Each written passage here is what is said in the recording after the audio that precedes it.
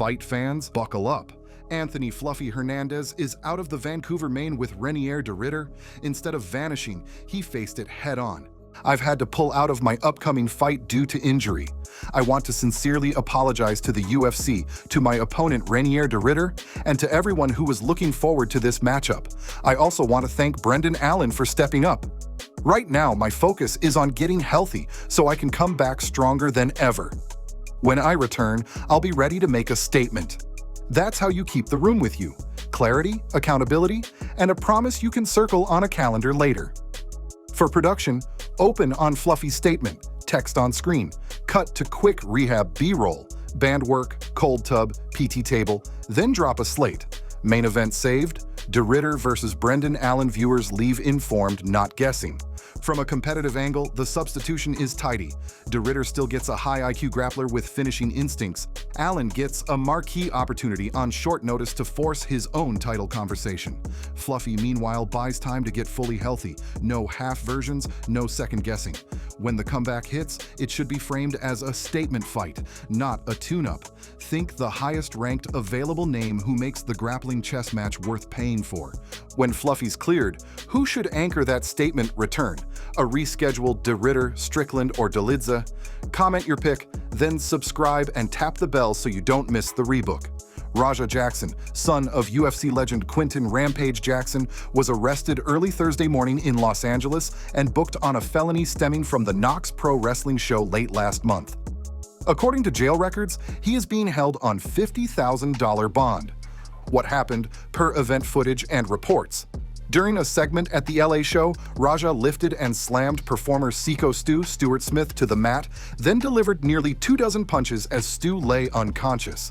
The clip spread quickly on social, triggering a police review and Thursday's arrest. Status line for lower third: felony arrest, charges pending, $50,000 bond. Rampage's response: the former UFC champion did not circle the wagons. He publicly said his son should spend some time in jail. Fuck all that. Roger, I think that he should do a little time, do a little community service, and go to anger management class, see some therapy. But you know that goes like some people said it was attempted murder and things like that. That's not a little time.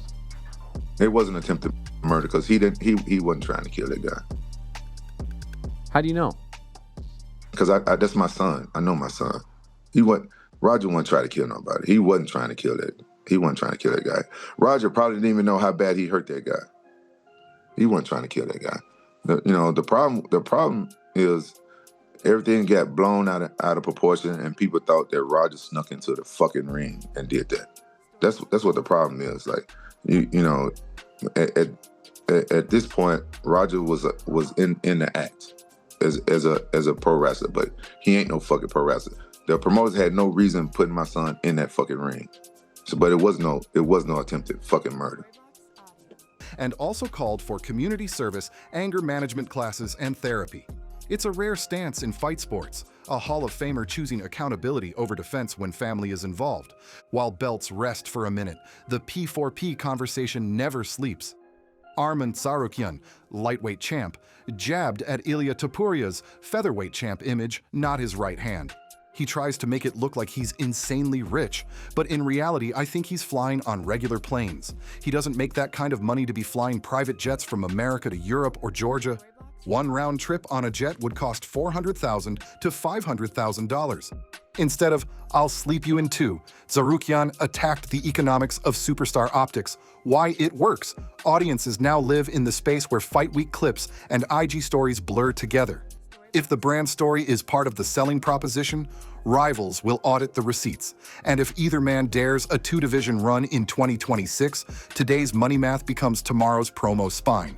Through delays, injuries, and a canceled post-TUF booking, Michael Chandler refused to close the McGregor chapter. He kept working, signing back-to-back fights with Charles Oliveira and Paddy Pimblett, but he never stopped saving the first page of the biggest book he could write. With a one-off White House event slated for 2026 and Dana White now engaging the idea of a serious Conor return, Chandler sees the tunnel at the end of the tunnel. Would the ideal opponent for that one be the guy you've wanted to fight for a long time and who knows, might be the president of Ireland by that time? Yeah, could be the president of Ireland, which would be very, very ironic. Obviously, I'm kind of it's definitely the fight that I want. Everybody knows that's the fight that I want. I have said publicly that's the fight that I want, but I'm also the guy who's not going to wait for that fight. We're closer now than we ever have been. I've always said if you're a betting man, don't put money on him coming back. But this changes things. In my heart of hearts, I think I'm fighting Conor McGregor at the White House, and that makes a ton of sense for a multitude of reasons. Promoter's math is simple. Chandler is turnkey on a historic card. You get guaranteed action, a clean media week, and a fighter who sells the night without tantrums. If Conor's boxes, medicals, licensing, timing, all click green, you lock a headliner that sells itself. If they don't, Chandler still gives you a main that reflects the night's scale. With the optimism comes the governor. Dana White reiterated that the White House card will be built on dependability. The lines were bright: Jon Jones, not in consideration for that show. The event requires athletes the UFC can count on end to end. Conor McGregor, real conversations, real interest, no promises until every box is checked.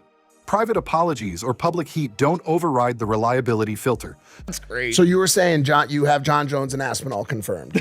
That's what you were saying before you started texting. Yeah. How much did that cost? Yeah. Dude, what's going on with that fight? We just had Aspinall on. Jon Jones, since, retiring and then coming back, has made it clear I want to do this. And he sent me a text apologizing and all that stuff. But I need people that I can seriously rely on for this one. People talk shit about Conor. I'm telling you, I've been in the fucking trenches with Conor. Conor is a guy that has fought injured. Conor is a guy that a fighter has fallen out and we slid in a stylistically bad matchup for him. He doesn't care. He literally will fight anybody. But does he care enough to actually make a fight right now?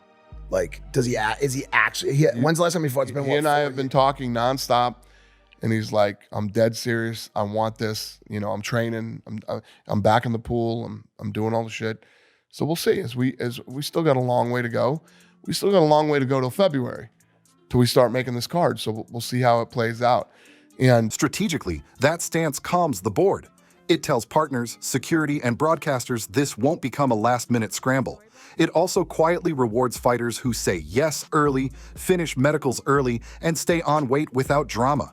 In other words, it creates selection pressure for professionalism, exactly what a show in that building demands. That's the tape. A main event saved and a comeback promise planted. A father choosing responsibility when the world wants denial. Two champions sparring with spreadsheets instead of overhands. A showman who never stopped believing the biggest stage was still waiting, and a promoter who drew the line that stage requires. If you want fight news without fluff and with receipts, subscribe, hit the bell, and drop your takes.